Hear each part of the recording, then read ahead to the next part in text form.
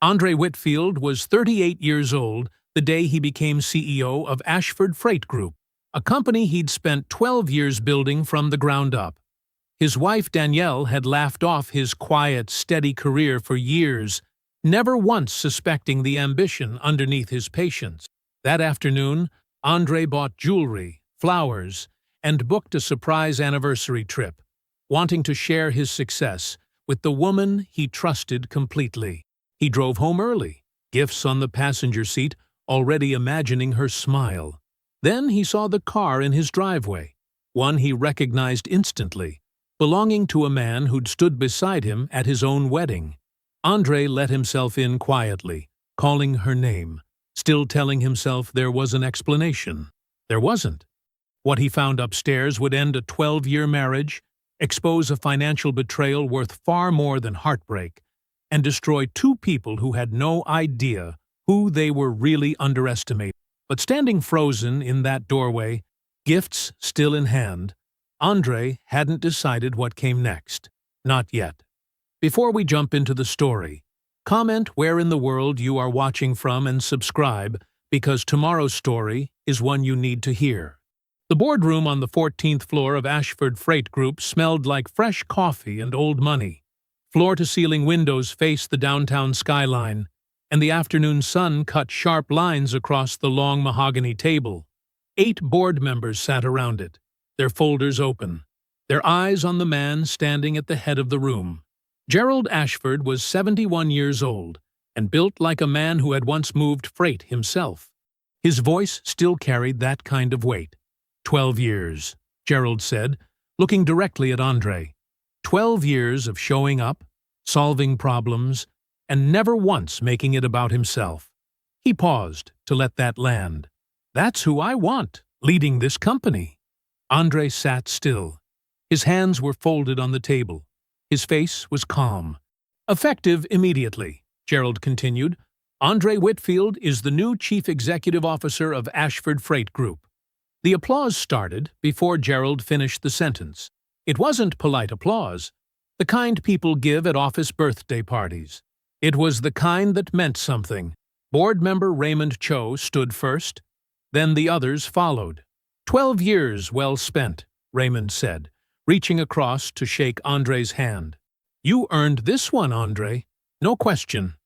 We've been waiting on this for 2 years, honestly, said Carol Pittman, the longest-serving board member after Gerald. She smiled the way people smile when they're relieved a right decision finally got made. Andre thanked them each, quietly. No speech prepared, because that wasn't his style. He meant every word he said, and he kept it short, because of it. After the handshakes and the coffee and the formal paperwork, he found a quiet corner near the window. The city spread out below him. Trucks moving on the highway overpass, warehouses in the distance, a logistics network he had helped build route by route, year by year. He pulled out his phone and called Danielle. It rang 4 times before she picked up. Hey, you. Her voice was light, but there was noise behind her. A low hum. Voices, maybe. He couldn't quite place it. I've got news, he said. Big news. Hold on. A shuffling sound, then quieter. Okay, sorry. What's going on?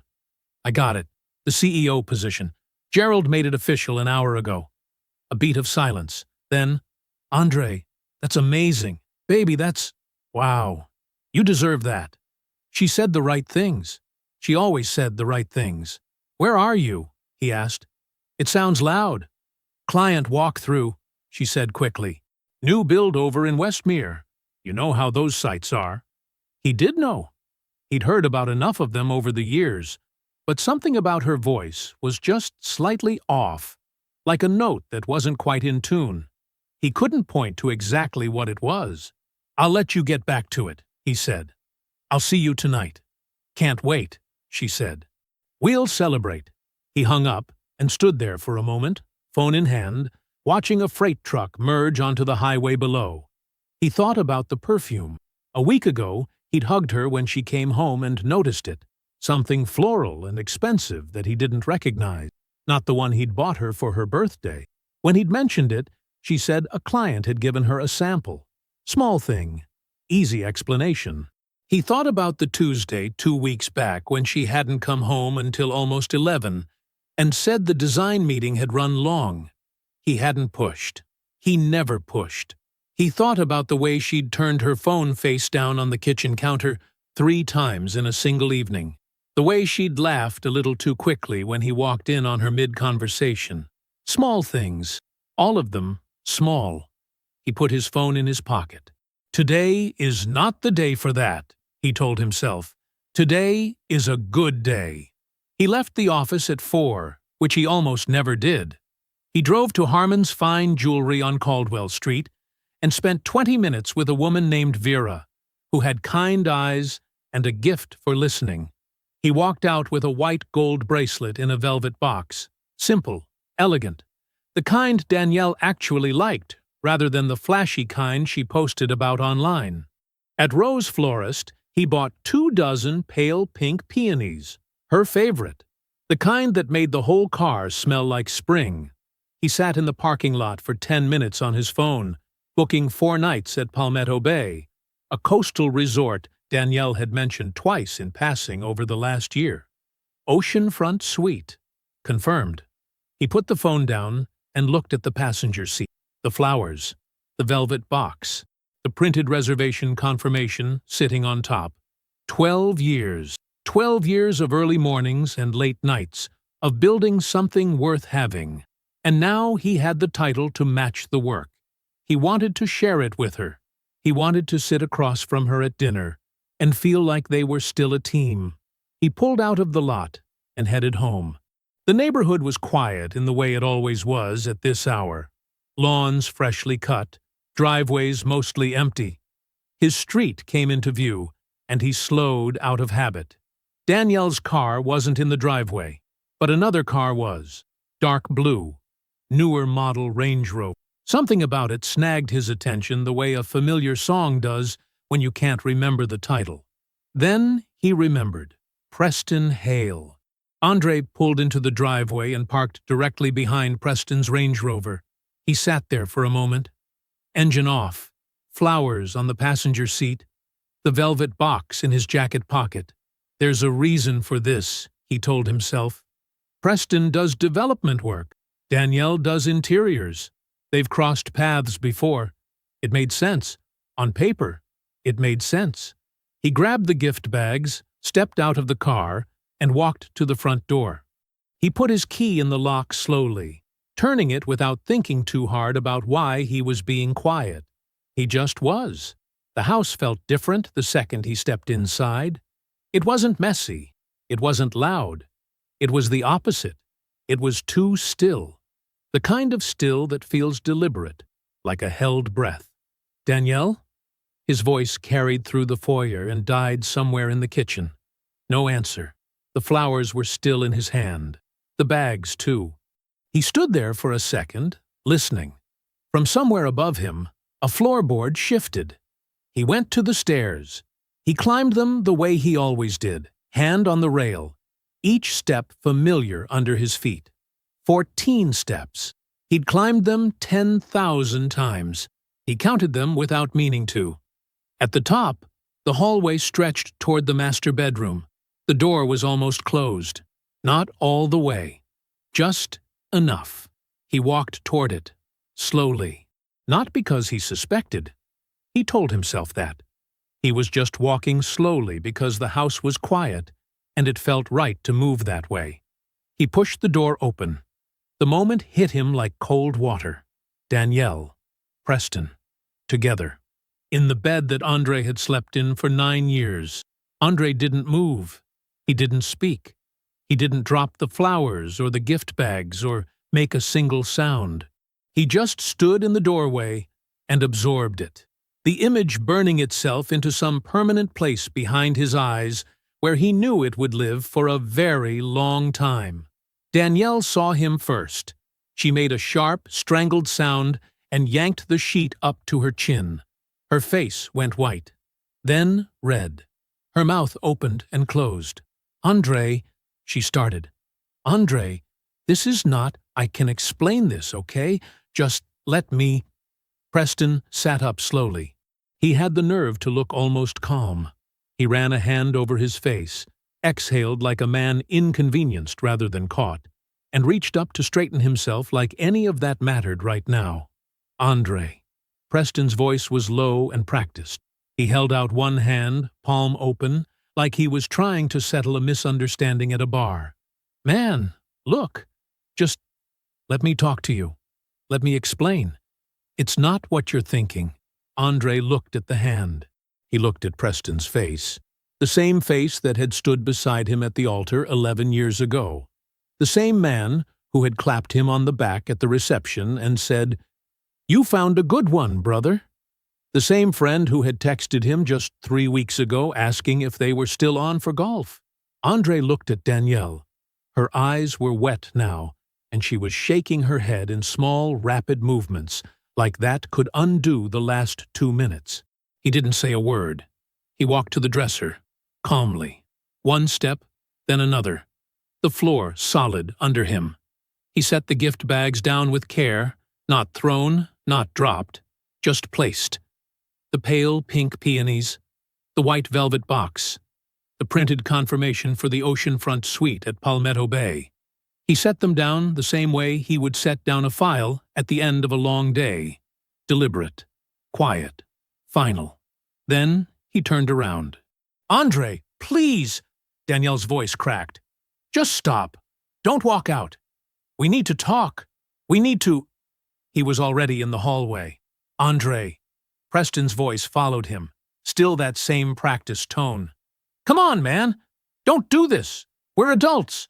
We can—" Andre was already on the stairs. 14 steps. He counted them again on the way down. He crossed the foyer. He opened the front door. He stepped outside into the afternoon air, which was warm and smelled like fresh-cut grass, and the peonies still lingering faintly on his shirt. He walked to his car. He sat down, closed the door, put both hands on the steering wheel at 10 and 2, the way his father had taught him when he was 16 years old. He breathed in, slow and even. He breathed out. The street was still quiet, lawns freshly cut. A neighbor's sprinkler ticked somewhere down the block. The world outside looked exactly the same as it had 20 minutes ago, which felt wrong in a way he couldn't fully explain. He kept his hands on the wheel. He kept breathing. In, even, out. He didn't let himself think past the next breath. Not yet. Not here in this driveway, with their bedroom window visible in the rearview mirror if he tilted it even slightly. He stared straight ahead. And he breathed. Andre drove for 40 minutes before he pulled into the parking garage of the Heron Grand downtown. He didn't plan to go there. He just drove, kept both hands on the wheel, kept his speed exactly at the limit, stopped at every yellow light instead of pushing through. His brain needed something simple to do, so it drove the car, and the rest of him sat behind it quietly and didn't fall apart. The hotel lobby was cool and bright. Marble floors, soft music he couldn't name.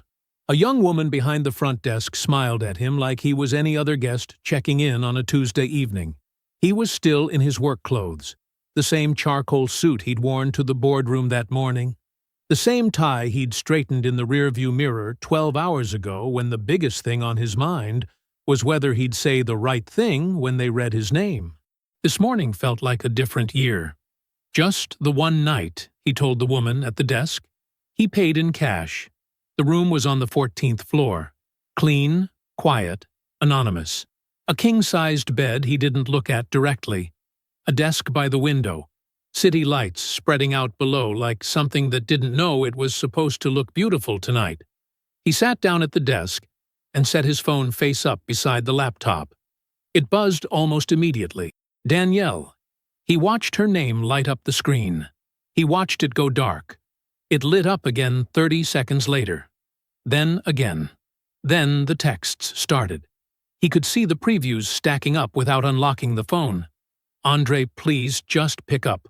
I know you're hurt. I know. But please, let me explain. This isn't what it looked like, I swear to you. He turned the phone face down. He sat with his hands flat on the desk and breathed through the thing crawling up his chest. The hot, blinding thing. He wanted to call her back. He wanted to call her back and say every word that was piling up in his throat right now. Wanted to say them loud and hard and without stopping. And he wanted to call Preston. Preston, who had stood next to him at his own wedding. Preston, who had shaken his hand at every company milestone and said, "Man, you deserve this," and say something worse. He didn't pick up the phone. He opened the laptop instead. He started with the joint bank account, pulled up the last 18 months of statements, and went through them the way he'd go through a quarterly report with a problem buried in it somewhere. Line by line, patient, methodical. He found the first one inside of 20 minutes. A transfer, $430. The payee was listed as something called Meridian Creative Group LLC. He didn't recognize it. He marked it and kept going. There were 9 more like it, spread across 14 months. Different amounts, some small, some close to $2,000. All of them going to the same place, Meridian Creative Group LLC. He opened a new tab and searched the name. Nothing obvious came back. No website, no public profile, just a business registration listing on a state database, filed 14 months ago. The registered agent's name meant nothing to him. He wrote it down anyway. He switched to the shared calendar next. They'd kept one for years. A simple thing, color-coded, synced to both their phones. Green for her, blue.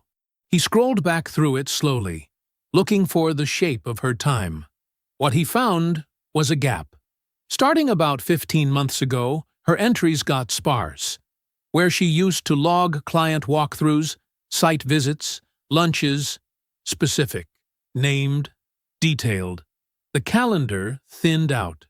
Then some entries appeared with no location. No client name. Just appointment or site visit or nothing at all.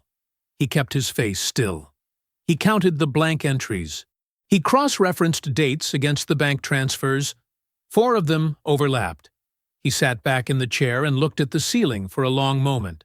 Then he picked up his phone and scrolled to his sister's name. Odessa answered on the second ring. It was after 10. She'd been asleep. He could tell by the flatness in her voice, the way she said his name like she was checking that she'd heard right. "Andre? What's wrong?" "I need your help," he said. "Something serious. I can't get into it tonight, but I need you to meet me tomorrow morning. Early." A short pause on her end. When Odessa paused, it meant she was filing information. "How early?" she said. 7. The Heron Grand downtown. "I'll text you the room number." Another pause. "Okay," she said. Simple as that. No questions. No pushing. Just okay.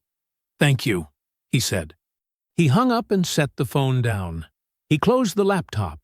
The room went quieter without the screen glow. Outside, the city hummed its steady, indifferent hum. He stared at the ceiling. He didn't have it all yet. He had the edges of something, the outline of a shape he couldn't fully name, but he could feel how big it was. He could feel that already. He wasn't going to move. Not yet. Not until he knew exactly what he was dealing with. All of it. Every piece. Every date. Every dollar. Not one move before then. The diner was 3 blocks from the hotel. Small, quiet, the kind of place with laminated menus and coffee that came in a thick ceramic mug without you having to ask. Andre got there at 10 to 7 and picked a booth in the back corner, facing the door. He ordered coffee. He waited. Odessa walked in at 7 on the dot. She always did. She was 2 years older than him, with their mother's sharp eyes and a way of moving through a room like she was already assessing it. She wore a gray blazer over a plain white shirt, her natural hair pulled back, reading glasses pushed up on her head. She looked like exactly what she was, a woman who found lies in numbers for a living. She slid into the booth across from him and looked at his face. She didn't say you looked terrible, even though he probably did. She just picked up the coffee menu and set it back down and said, "Talk." So he talked. He told her everything. The promotion, the drive home, the gifts still sitting in the bags on his dresser. He told her what he found when he opened the bedroom door. He kept his voice low and even. He didn't dress it up or leave anything out. Odessa listened without interrupting. She was still the whole time, both hands wrapped around her mug. When he finished, she was quiet for a moment. "Preston Hale," she said. "Yes." She set the mug down. "Your groomsman?" "Yes." She looked at him for a long beat. "And you walked out, without saying anything." "Without saying anything." She nodded slowly, like that was the right answer, and she was confirming it. "Good," she said. Then he slid the laptop across the table and showed her what he'd found the night before. The transfers to Meridian Creative Group, LLC. 14 months of them, spread out. Irregular amounts, small enough to avoid a second glance, but consistent enough to be a pattern. The thinning calendar, the overlapping dates. Odessa put her reading glasses on. She went through it the same way she went through everything. Quietly, completely, without any wasted motion. Her finger moved along the screen, stopped, moved again.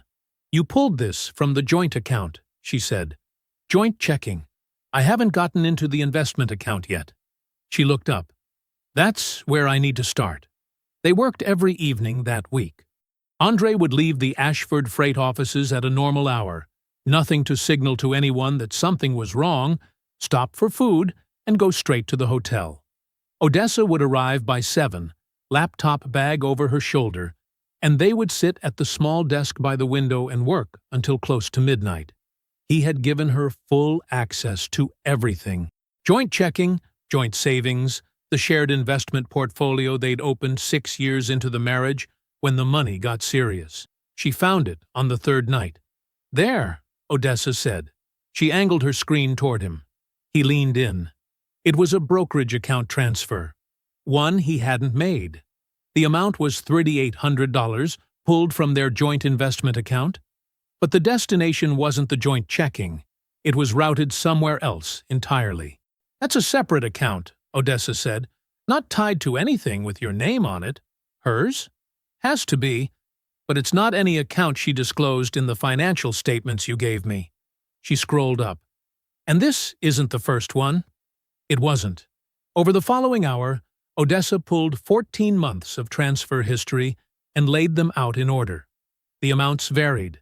Some were a few $100s, a few were several thousand. But they were consistent, methodical, and they all went to the same place. The earliest one was dated 16 months ago. Andre stared at that date. "That's before my promotion," he said. His voice came out flat. "That's before the board even started the conversation." "Yes?" Odessa said. He sat with that for a moment. The affair, as gutting as it was, could be told as a story with a beginning. A moment of weakness, a bad decision, something that happened and then kept happening. That story was painful. It was survivable. This was different. This was a plan. 16 months ago, Danielle had opened a separate account and started quietly pulling money out of their shared life. Before his name was ever connected to the CEO chair. Before there was anything about his success to feed off of. She had been preparing something. He kept his face still. "There's another pattern," Odessa said. She had her yellow notepad out now, the one she brought to every job, covered in her tight, careful handwriting. "Look at the timing on these 5 transfers here." She tapped the screen. "Each one happens within a few days of an incoming deposit to a separate entity. I've been trying to trace that entity all week. Meridian Creative Group. No." She pulled up a new tab. Different one. Meridian was a dead end. Looks like a pass-through with no real activity. She turned the screen fully toward him. This one. He read the name on the business registration document. Hale Development Partners, LLC. He didn't say anything. The room was very quiet. He just sat there and looked at Preston's name. Andre got to the office at 7:30. He'd slept maybe 4 hours. Not from panic. He was past panic, but because his mind had kept running the numbers in the dark. 16 months. The transfers. Preston's LLC. Every time he thought he'd found the bottom of it, there was another floor.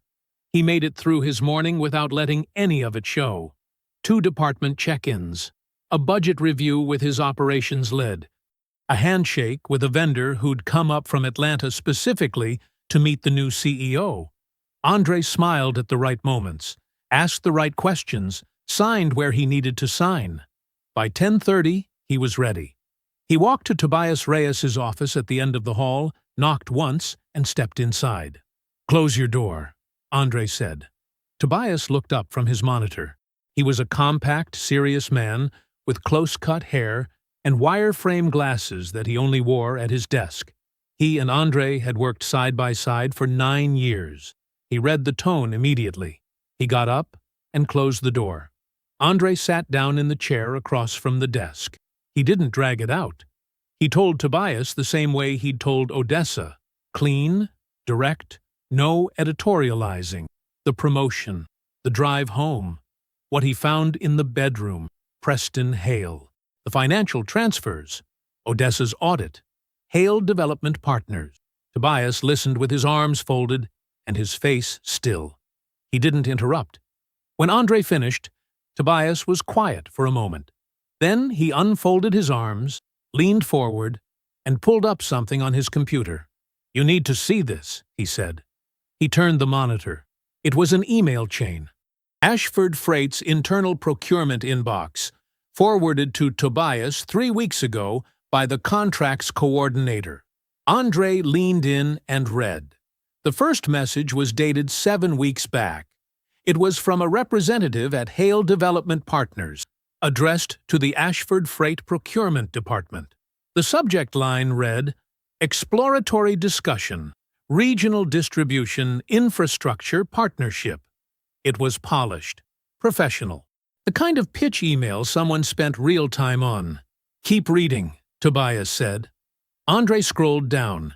There were 4 follow-up emails, each one more specific than the last, referencing Ashford's known expansion corridor in the southeast region, citing port access needs that weren't in any public filing Andre was aware of, and quoting freight volume projections that were close enough to internal estimates to be uncomfortable. He stopped scrolling. "Those numbers," Andre said. "Yeah," Tobias said. "I noticed that too." Andre looked at the date on the first email again. 7 weeks ago. He had been announced as CEO 5 weeks ago. That meant Preston had started reaching out 2 weeks before the announcement was even made public. Who knew about the leadership transition before it went public? Andre asked, though he already knew the shape of the answer. Board members, senior legal. "Me," Tobias paused. "And you. No one else in the building. And Danielle." Tobias said nothing. He didn't need to. Andre sat back. He put the pieces together the same way he'd been putting pieces together all week. Quietly, completely, without letting the anger get ahead of the logic. Danielle had known the promotion was coming. She had told Preston, and Preston, with that information in hand, had started building his pitch before anyone else in the industry even knew there was a new CEO to pitch to. He had gotten a head start that no legitimate competitor could have matched. Not because he was smarter or better positioned, because he had someone on the inside, because Andre's wife had handed it to him. "How serious is the proposal?" Andre asked. "Serious enough that contracts kicked it upstairs to me," Tobias said. "The Southeast distribution deal is worth about $14 million over 3 years. Preston's bid is aggressive. Good pricing. Credible timeline." He paused. "If you didn't know any of this, it would look competitive. But I know all of this. You do now." Andre looked at the monitor for another moment.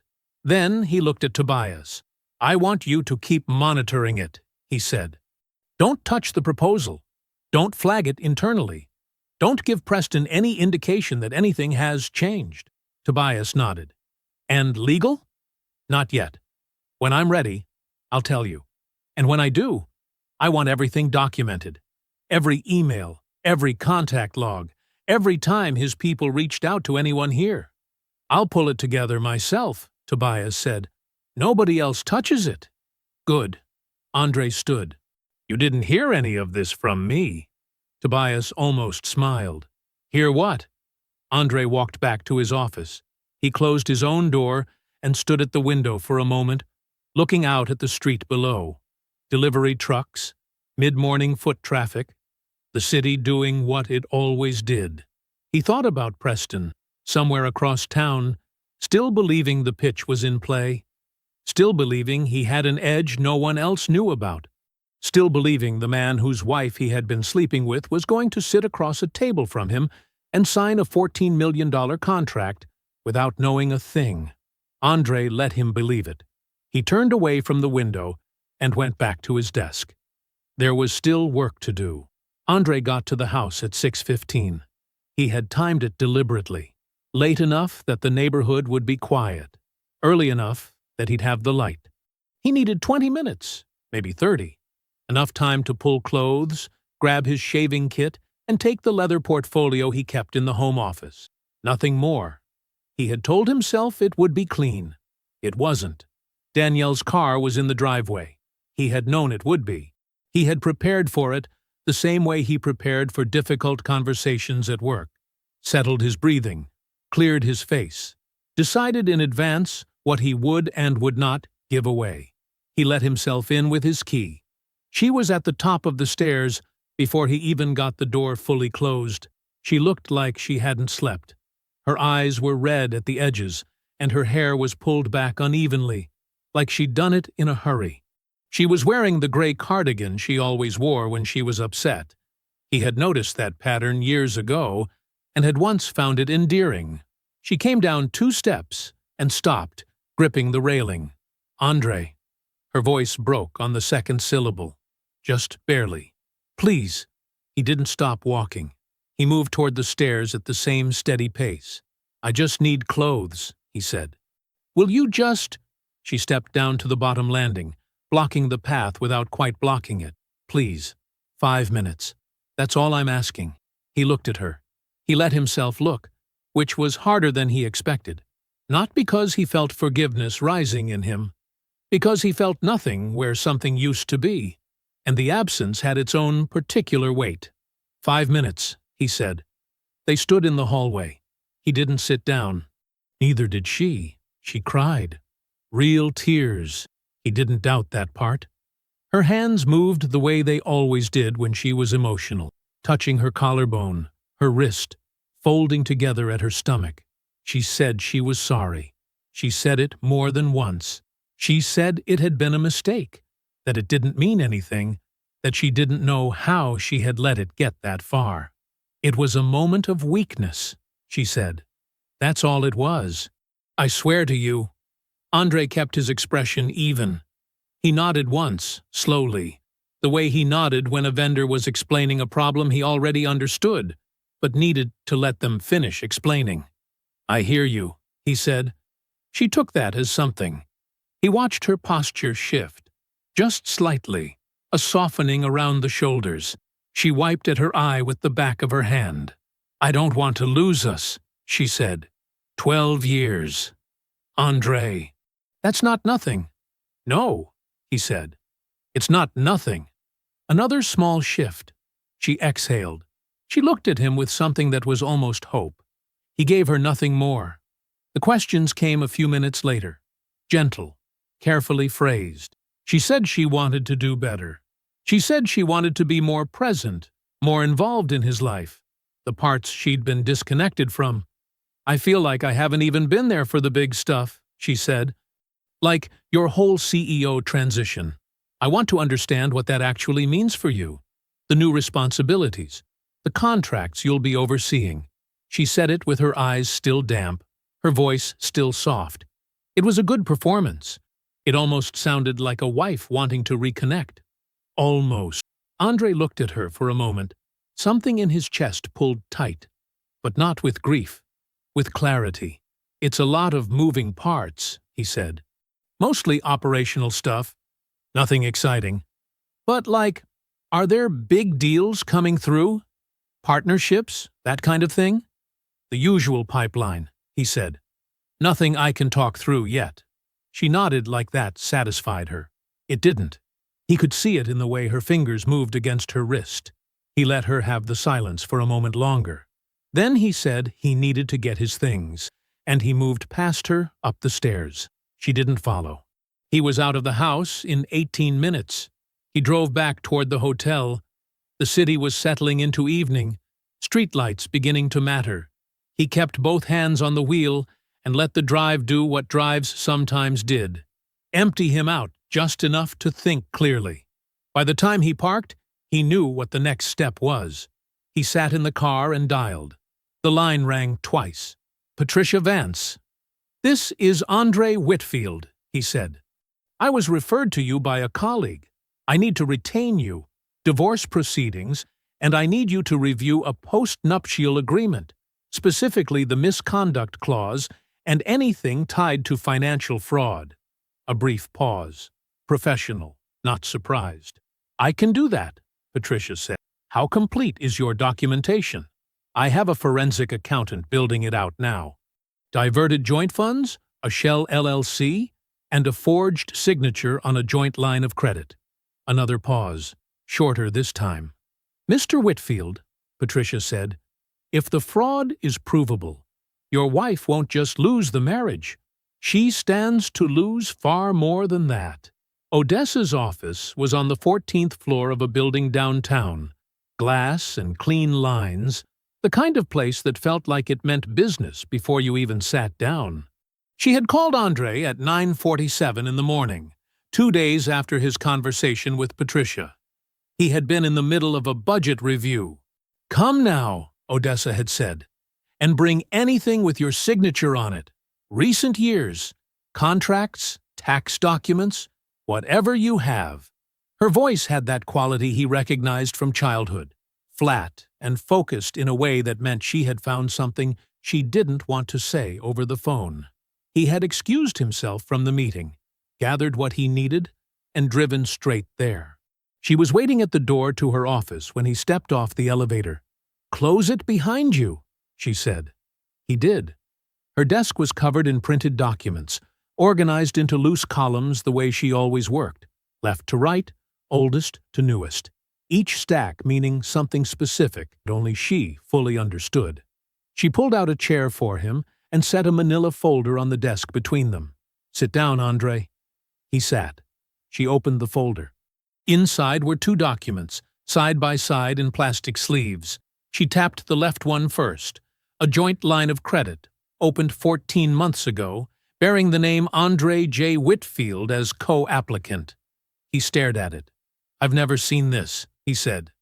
"I know," Odessa said. He picked it up, read it slowly. His name, his address, his social security number. The last 4 digits visible in the application summary. The credit line had been approved for $80,000. $43,000 of that had been drawn down. He set it back on the desk carefully. Odessa tapped the second document. It was a copy of the signature line from the application. "That's supposed to be you," she said. Andre leaned in. He looked at the signature. Then he pulled out the folder he'd brought. A contract he'd signed 2 years ago, a tax return from last year, a board resolution from 6 months back. He laid them out next to Odessa's document. He didn't need to study it for long. "That's not my signature," he said. "No," Odessa said. "It isn't." His handwriting had a specific shape to it. The A wide at the base, the W with 3 even points, the whole name running slightly downhill to the right. The signature on the credit application was close. Someone had practiced, but the A was narrower, and the W had 2 points instead of 3, and it ran flat instead of slanted. Close enough to fool a bank, not close enough to fool a brother. "Where did the money go?" he asked. Odessa turned to a third page, a line of transfers highlighted in yellow. The funds had moved from the credit line into an account belonging to Hale Development Partners, the same shell LLC she had identified days earlier. $43,000. Danielle had signed his name to a document and handed Preston Hale $43,000 of debt she put in Andre's name. Andre sat back in his chair. He breathed in through his nose and out through his mouth. The anger was there, but it didn't come up fast the way he'd expected. It came up slow and cold, settling into his chest like something that intended to stay. "She forged my signature," he said. Not a question. "Yes? On a legal document?" "Yes, Andre." Odessa's voice was steady, but her eyes were watching him carefully. "That's fraud, not just a marital dispute. That is a crime." He drove from Odessa's office directly to Patricia Vance's. Patricia read through the copies without expression, moving from page to page the way she always did. Unhurried, thorough. When she finished, she aligned the edges of the documents and folded her hands on top of them. "This changes things significantly," she said. "How significantly?" The post-nuptial misconduct clause was already enough to strip her of her asset claims. "This," she tapped the folder, "gives us criminal leverage, forgery, fraudulent use of credit, potentially more, depending on how Odessa's trail develops." She looked at him evenly. "You could pursue this through formal legal channels independent of the divorce, and I would advise you to." "I intend to," Andre said. Patricia nodded once. "Then I'll file the fraud documentation alongside the divorce petition. We move together, not separately. Cleaner that way." That evening, Andre called Tobias. "The dinner," Andre said. "Tell me where we stand." Tobias had been handling the logistics.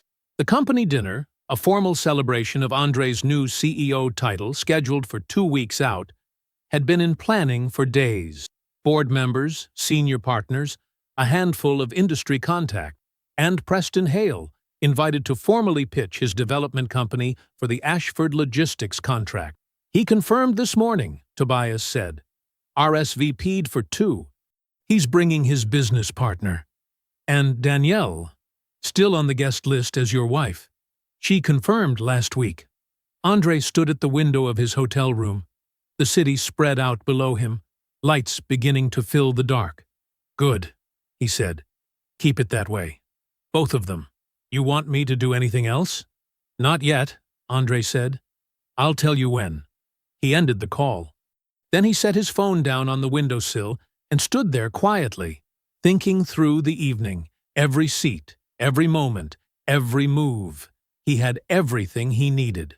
Now he needed to decide exactly how to use it. The Grand Meridian Ballroom was the kind of room that made people stand a little straighter. High ceilings with gold trim, round tables draped in white linen, centerpieces of dark flowers, deep burgundy roses, trimmed low so conversations could cross the table without obstruction. Soft light from chandeliers that were old enough to mean something. The room held 43 people, every one of them invited on purpose. Board members, senior partners, 3 industry contacts Tobias had quietly flagged as people who needed to be present tonight. Preston Hale, seated near the front at a guest table with his business partner, and Danielle Whitfield, in a dark green dress that showed she had dressed for a night she thought was going to go her way. She had held Andre's arm from the moment they walked in. Her grip was warm, familiar, performed. She smiled at people she recognized and leaned close to whisper small observations in Andre's ear, the way a wife does when she wants to feel like a partner. Andre smiled back. He asked her if she wanted a drink. He held her chair when they sat. He was attentive even, present. And she read every bit of it as exactly what she wanted it to mean. That was the point. Across the room, Preston caught Andre's eye once and raised his glass in a small, easy toast. The kind of gesture that said, "We're good, aren't we?" The kind of confidence a man has when he believes he's already won. Andre raised his glass in return, holding Preston's gaze for just a moment before looking away. The program began at 7:30. Andre stood at the front of the room, a single note card in his hand that he didn't look at once. He thanked the board. He acknowledged 12 years of building something worth leading. He was warm, measured, and brief. the right length for a speech, which is shorter than most people think. "I don't believe in celebrating a title," he said, letting his eyes move across the room. "I believe in celebrating results. The people in this room have made this company what it is. Tonight is about that." Applause. Genuine. He let it settle before continuing. "Part of leading well is making good decisions about who we partner with. That's what the next part of this evening is about. I've invited one of our prospective partners to formally present their bid for the Meridian Logistics contract. I think it's important that this board sees how we evaluate that kind of opportunity." He paused. "Preston Hale, the floor is yours." Preston stood with the ease of a man who had done this 100 times. He buttoned his jacket, smiled, and walked to the front of the room with his portfolio under his arm. He shook Andre's hand. His grip was firm. His smile was confident. "Thank you, Andre," he said. Then, turning to the room, "Good evening, everyone." He opened his portfolio and began. Preston was 3 minutes into his presentation when Andre spoke. "I'm going to stop you there, Preston." His voice was calm, almost conversational, but it cut through the room clean. Preston paused, smile still in place, reading it as a question. "Of course. What do you need?" Andre reached under the table and set a bound document on the surface in front of him. Then he passed 2 additional copies to his right and left, which made their way down the table to the board members seated there. "Before this bid can be considered," Andre said, "I need to put something on the record." He stood. 14 months ago, a joint line of credit was opened in my name without my knowledge. $80,000. $43,000 was drawn down and transferred directly to Hale Development Partners. He paused. "The signature on that application is not mine. It was forged." The room went still. Preston's smile didn't disappear. It just stopped meaning anything. His jaw tightened by a fraction. "The documentation in front of you was prepared by my legal counsel and verified independently," Andre continued. "It includes the forged application, a signature analysis, and the transfer records linking those funds to the company Mr. Hale is here to pitch tonight." He looked at Preston directly. "That constitutes a disqualifying conflict of interest. It also constitutes fraud. Accordingly, Ashford Freight will not be considering this bid, and the matter has been referred to the appropriate legal channels." He sat back down. Preston's composure cracked just enough to be visible. "Andre, I think there's been a misunderstanding here." His voice came out smooth, almost convincing. "If you'd just let me, the documentation speaks for itself," Andre said. "There's nothing to clarify." The murmur started low and spread quickly. Board members were leaning toward each other. The 3 industry contacts Tobias had invited were reading the document, already doing the mental math of what this meant. Preston's business partner had gone pale. Danielle's hand found Andre's arm under the table. Hard. Her fingers pressed in. He shifted slightly, and her grip fell away. She leaned toward him. "Andre," she said under her breath, voice tight. "What are you doing?" He didn't look at her. He waited until the room had settled to a quiet murmur. Then he folded his hands on the table and turned to her. His voice was low. "Even. When this portion of the evening wraps up, I need you to step outside with me." It wasn't a question. The hallway outside the Grand Meridian Ballroom was long and quiet. Ivory walls, a thin runner of deep navy carpet stretching the length of it. Sconces with warm, low light. Behind the heavy double doors, the sound of the dinner carried on. Voices, the soft clink of glassware, the low hum of a room still processing what it had just witnessed. Out here, it was just the 2 of them. Danielle had followed him quickly, her heels sharp on the marble just past the carpet's edge. She had composed herself on the walk out.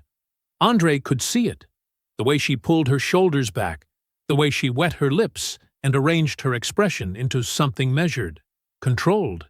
She was preparing her opening. He didn't give her one. "I'm not going to argue with you tonight," he said. I'm not here for that. She opened her mouth. Danielle. His voice was quiet. Just listen. She closed it. He reached into the inside pocket of his jacket and produced a folded document. He held it at his side for a moment, not yet extending it. The affair started 14 months ago, he said. Not recently, not as a lapse. 14 months before tonight. You were already in it. Odessa found the account transfers. I know when they started, I know the amounts, and I know exactly where the money went. He watched her face. You were pulling from our joint investment account and routing it into Preston's development company before I was even considered for this promotion. Her composure flickered. Just once. That means this wasn't some accident that got out of hand, he continued. You made a choice. You made it more than a year ago. And then you made it again. Every week. For 14 months. Andre? Her voice came out softer than she intended. You don't understand what it was like. You were always working. You were never… I'm not talking about our marriage right now, he said. I'm talking about what you did. She stopped. You shared details about my promotion timeline with Preston, specifics about the CEO transition, contract windows that weren't public yet. He let each sentence land separately. He used that information to time his bid. You knew that. You were helping him. That's not… I didn't think it was like that. The line of credit is what it is, Andre said. $80,000. My name. My signature, except it isn't my signature. Odessa had it analyzed. Patricia filed the documentation 2 days ago. He finally extended the folder toward her. That's your copy. She didn't take it right away. He held it steady until she did. The top document is the divorce filing, he said. The one behind it is formal legal notice regarding the fraudulent credit line. The post-nuptial agreement's misconduct clause is in effect as of the date Patricia filed, which was Wednesday. That means your claim to the marital assets we built together is gone. The terms are in there. Danielle looked down at the folder in her hands. Something behind her eyes shifted. The performance fell away, piece by piece, and what was underneath was rawer and less polished. Her chin lifted. You're doing this here? She said. Tonight? In front of all those people? I brought you to a hallway, he said. There's no audience. There's a room full of people in there who just watched you humiliate Preston. What happened in there was legal and documented, Andre said. What I'm doing out here is private. I kept it that way for you. Her eyes sharpened. The pleading shifted into something defensive, almost accusatory. After 12 years, you can't even give me a conversation? You can't sit down with me and… I've been sitting with this for weeks, he said. I've been patient. I've been quiet. I've been thorough. He paused. This is the conversation. Andre, please. Her voice broke on the last word. Real, maybe. He didn't know anymore, and that was the point. I made mistakes. I know that. But we can fix this. We built something together. You forged my name, he said simply. The words were not loud. They were not angry. They just sat in the air between them and refused to move. That's not a rough patch, he said. That's not a mistake. That's a decision. You decided I was a resource you could use. Preston decided the same thing. The difference between the two of you is just a matter of paperwork. Her mouth opened. Nothing came out. The fraud will go through legal channels, he said. Not because I want to destroy you. Because what happened has to be accounted for. That's how things work. He straightened his jacket. I'm going back inside. Danielle took a half step forward. Andre. He turned and walked back toward the double doors at the end of the hallway. He didn't hurry. He didn't hesitate. He moved with the same even pace he'd carried through the entire evening. The doors opened. Warm light and voices spilled out around him. Behind him, Danielle stood alone on the navy carpet, the folder trembling in both hands, watching him walk back into the celebration that was, without question, entirely his. The sun was going down over the city. Andre stood at the floor-to-ceiling window of his corner office on the 14th floor of Ashford Freight Group's headquarters, both hands loose at his sides, watching the light change. The skyline turned amber first, then a deep, bruised orange that bled slowly into the glass towers across the street. Below, the evening traffic moved in quiet streams, people heading home. He had a full quarter's report on his desk behind him. Numbers that told a good story. The best story Ashford Freight had told in 11 years, according to the board's own words at last week's review. He let the view hold him for a moment longer. 1 year. It didn't feel like 1 year. It felt longer in some ways, shorter in others. The kind of time that doesn't move at an even pace, but collapses and stretches depending on which memory you're standing inside. He thought about the hotel room. That first night. The thin, white ceiling above the bed, the laptop open on the desk, the screen filling with numbers and records he hadn't wanted to find. He remembered the specific weight of that silence, the way the room felt both too small and too empty at the same time. He had wanted to pick up the phone and scream at somebody. Danielle, Preston, anyone. He hadn't. He had opened another spreadsheet instead. That choice, made at 11:30 at night in a downtown hotel room with his dress shirt still on, had changed everything that followed. The divorce had been finalized in March. The post-nuptial agreement's misconduct clause had held up exactly the way Patricia said it would. Danielle had lost her claim to the majority of the marital assets, the investment accounts, her portion of the property, the joint portfolios they'd spent years building together. What she walked away with was modest, a fraction of what she'd expected. Her attorney had pushed back, hard, but the documentation Odessa had assembled was airtight. There was no angle to dispute it from. The fraud case over the forged credit line was still moving through the courts. Slowly, the way legal matters always moved. But it was moving. Patricia had told him last month that the evidence was solid, and the outcome was unlikely to surprise anyone. Andre had decided early on that he would pursue it fully, not out of spite, but because accountability wasn't something you could selectively apply. Either things mattered or they didn't. Danielle had relocated sometime in the spring. He heard it through a mutual acquaintance, not seeking the information, just receiving it when it arrived. She'd moved to a smaller city, a quieter life. The social circles she had spent years tending so carefully, the client relationships and dinner invitations and curated image she'd built as an interior designer in this city, all of it had quietly collapsed once the story got out. People in her industry talked. Word about the fraud had spread faster than either of them could have controlled. That wasn't something Andre had engineered. It had simply been the natural consequence of the truth existing in the world. Preston had fared worse in certain ways. He'd lost the Ashford contract, obviously, but Tobias's industry contacts had done what industry contacts always do. They talked, quietly and persistently. And within 2 months of the dinner, 2 other development deals Preston had been counting on had dissolved. One company cited due diligence concerns. The other didn't bother with an explanation at all. His reputation, which had been his primary currency his entire career, had taken the kind of damage that doesn't fully repair. Andre had heard, third hand, that Preston's company was still operating, but barely. A skeleton of what it had been.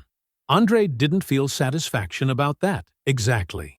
What he felt was closer to a clean, settled sense that things had landed where they were supposed to. Odessa called every Sunday, sometimes twice.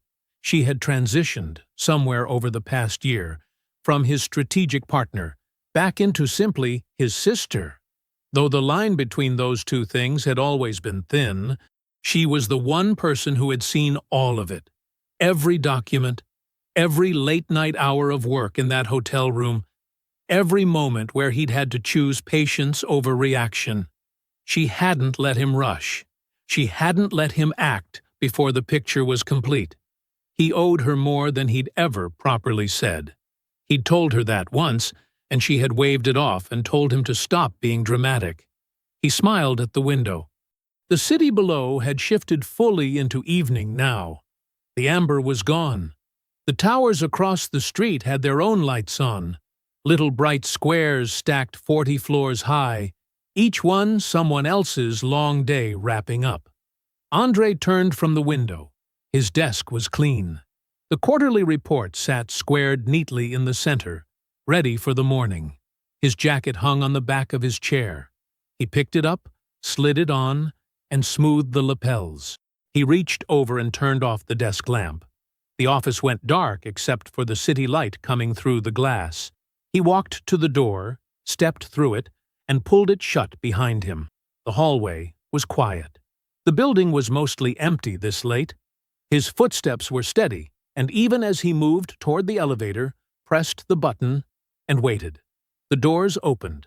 He stepped inside, and the city dropped away beneath him as he descended, moving forward, fully and finally, into a life that was entirely his own. I hope you enjoyed that one. Be sure to like the video and subscribe so you don't miss the next story. I've picked out 2 more for you that I think you'll really like.